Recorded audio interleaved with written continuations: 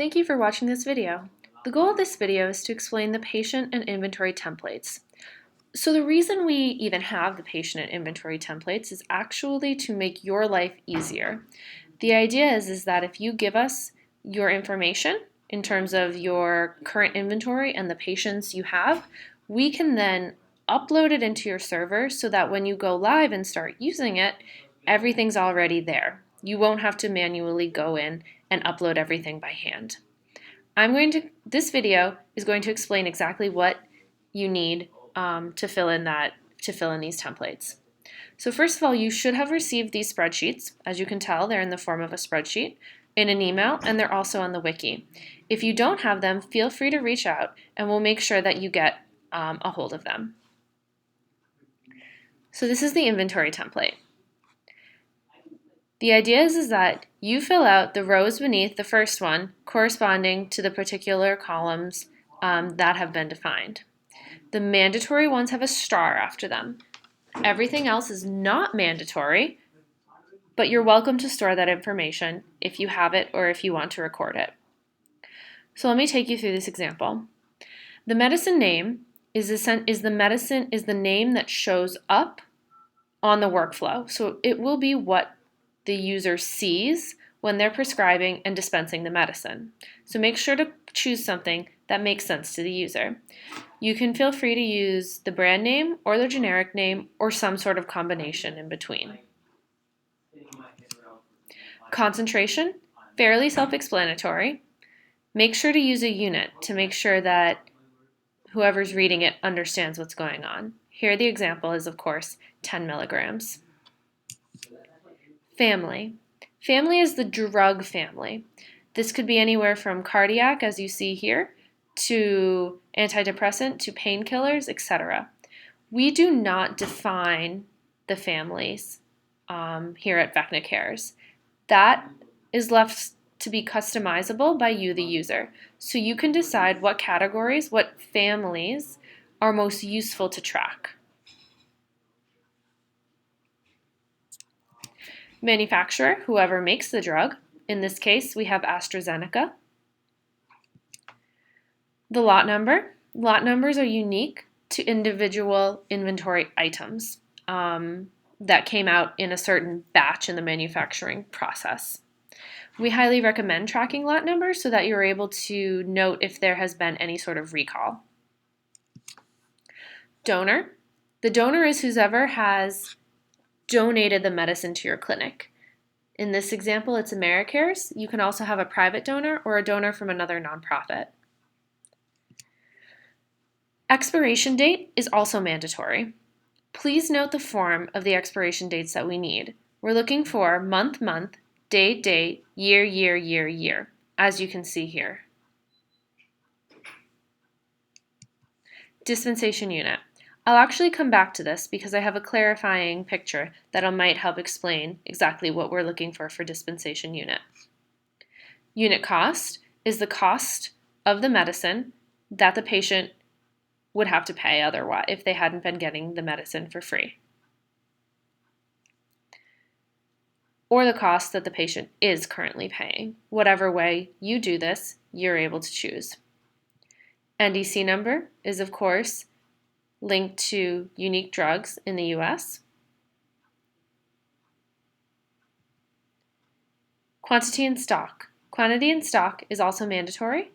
It can be 0, but it's the amount that you currently have on your shelf.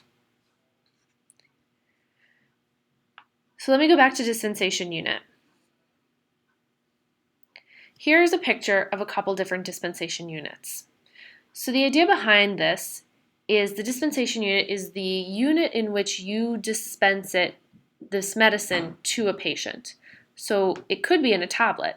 So you have a medicine and you might prescribe a patient 12 tablets for them to have. It might be in the form of a pack.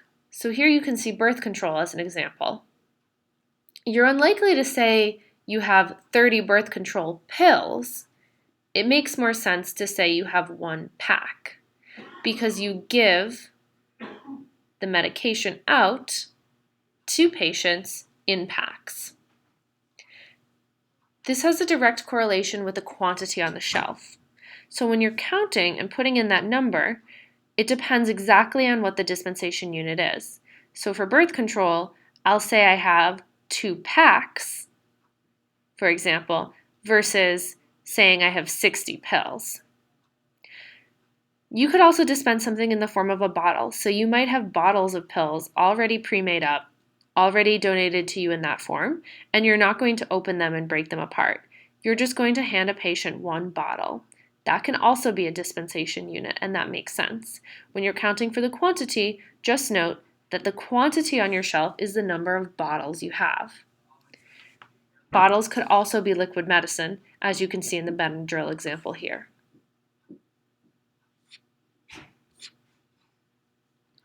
Now I'm going to explain to you the patient import template.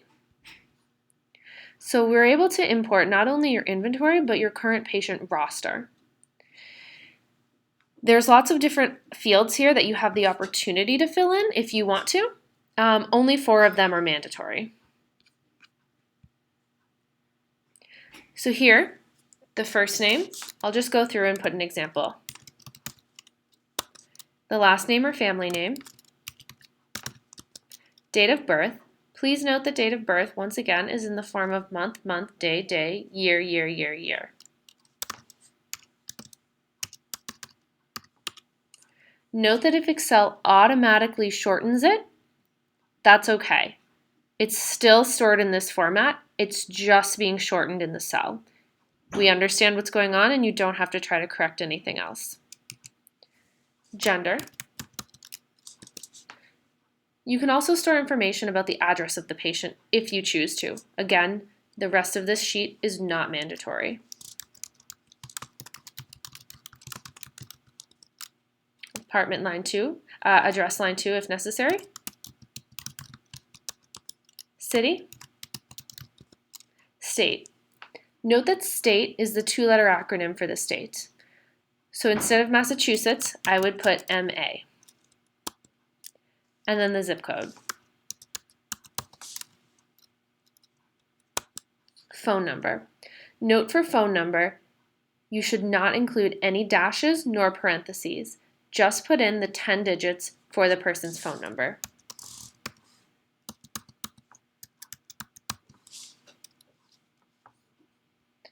Race.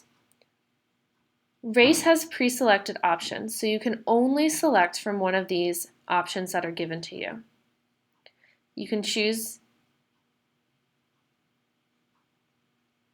from the list that you see. Ethnicity is blank. You can fill in ethnicity for whatever is appropriate. And then language is also available for you to fill out if relevant.